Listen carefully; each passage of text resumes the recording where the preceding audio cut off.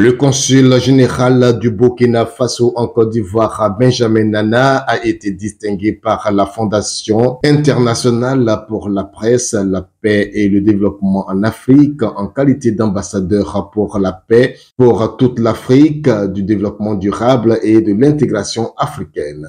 C'était le samedi 23 septembre 2023 au consulat général du pays des hommes intègres à Abidjan Plateau à l'occasion de la cérémonie d'au revoir organisée en son honneur. Le président Aimé Narcisse Boli, président de la Fondation, a indiqué en présence de plusieurs personnalités du monde diplomatique, citant le philosophe roumain d'expression française Émile Cioran, que la reconnaissance est la meilleure et la plus grande de toutes les vertus. Pour lui, la distinction du jour est une dédicace à tous les consuls généraux en service en Côte d'Ivoire. La FIPPDA, habituée à honorer les artisans de la paix, considère la cérémonie de distinction comme une occasion solennelle de communier avec chaque récipiendaire et de réaffirmer son ambition d'une Afrique nouvelle, souveraine et libre. Chaque récipiendaire s'engage ainsi à être protecteur et promoteur de la charte initiée par la FIPPDA, a-t-il souhaité. Nous avons distingué à l'instant M. Benjamin Nana, consul général du Burkina Faso à Abidjan, parce qu'il remplissait toutes les conditions. Il vient d'être distingué, mais avant lui, nous avons eu l'honneur de distinguer en juillet 2021 Son Excellence le Président Alassane Ouattara et l'ex-Premier ministre Pascal Affi N'Guessan à la Fondation internationale Félix Houphouët-Boigny pour la recherche de la paix. Après, nous avons également la même année distingué l'ex-président Aimé Henri Konan Bédié, le président Laurent Gbagbo en septembre de la même année. En novembre, nous avons eu l'insigne honneur de distinguer le ministre d'État actuel et ministre de l'Agriculture et du Développement rural, M. Étienne Kobena Kwasi Agumani, à Bondoukou. Quand un homme pose des actions qui ont un impact dans sa société, il faut l'inviter. Vous avez vu, tout à l'heure, nous avons dans l'organisation, nous avons mis côte à côte l'ambassadeur de la Russie et le consul général du Mali.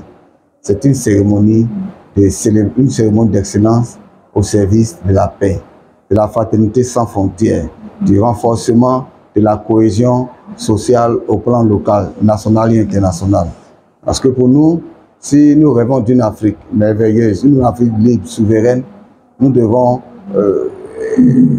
transcender toutes les entraves, tous les obstacles pour faire prévaloir à temps et à contre-temps la paix, la cohésion sociale, l'harmonie. Je pense que le consul a vu les témoignages.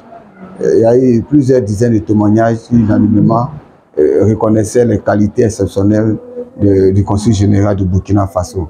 C'est un diplomate chevronné, un diplomate de terrain. Nous l'avons distingué aussi parce qu'il a pris une part très active lors des différentes éditions des 100 JCNP, 100 jours de caravane nationale que nous organisons depuis quelques années sur l'ensemble du territoire ivoirien. Et l'occasion est belle pour rappeler que nous avons eu l'autorisation du pape pour nous recevoir le 25 octobre prochain, le mercredi 25 octobre.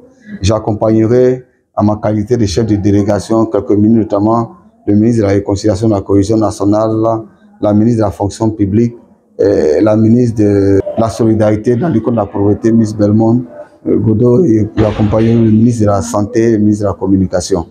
Nous allons au Vatican dans le cadre des 100 jours de caravane nationale pour la paix, parce que nous savons que cette année, c'est le 30e anniversaire du décès du président Houphouët-Boigny, 93-2023. Le président Houphouët-Boigny était très proche de Saint Jean-Paul II. Les deux, quand de leur vivant, la Côte d'Ivoire était considérée comme havre de paix.